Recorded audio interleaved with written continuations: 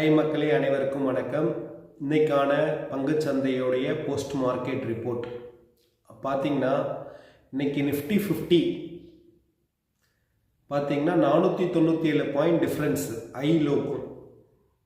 அதுக்கப்புறம் சென்செக்ஸ் பார்த்தீங்கன்னா 1700 point ஐக்கும் லோக்கும் difference. அதே மாதிரி நிஃப்டி பேங்கை பார்த்தீங்கன்னா 1100 பாயிண்ட்டு.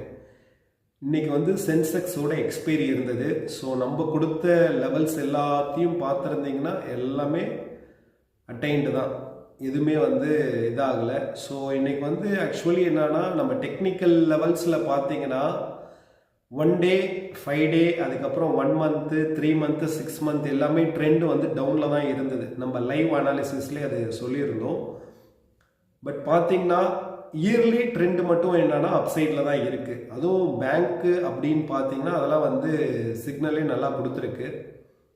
ஸோ என்னன்னா, மார்க்கெட்டில் நீங்கள் முதலீடு பண்ணுறீங்கன்னா முதல்ல நாலேஜ் எடுத்துக்கங்க, இல்லைனா ரொம்ப ரொம்ப ரொம்ப அது ஸ்பாயில் ஆகிடும். ஸோ பொறுமையாக இருங்க, முதல்ல லேர்ன் பண்ணுங்கள், மார்க்கெட்டை லேர்ன் பண்ணிவிட்டு புரிதல் கொண்டு வந்தோடனே தான், ஒரு அண்டர்ஸ்டாண்டிங் கான்செப்ட்ஸ் கொண்டு வந்தோடனே இன்வெஸ்ட் பண்ண ஆரம்பிங்க.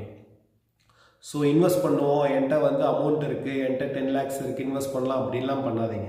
பொறுமையாக இன்வெஸ்ட் பண்ணுங்கள், கரெக்டாக இன்வெஸ்ட் பண்ணுங்கள். அப்போ தான் வந்து அதற்கான ரிட்டர்ன்ஸ் கிடைக்கும். இல்லைனா என்னன்னா, உங்கள் கேபிட்டலே வந்து நெகட்டிவில் தான் இருக்கும். It may be 1 year 3 year or 5 year. So கேர்ஃபுல்லாக எல்லாத்தையும் பண்ணுங்கள். தேங்க்யூ. நம்ம சேனல் லைக் பண்ணுங்கள், ஷேர் பண்ணுங்கள், சப்ஸ்கிரைப் பண்ணுங்கள்.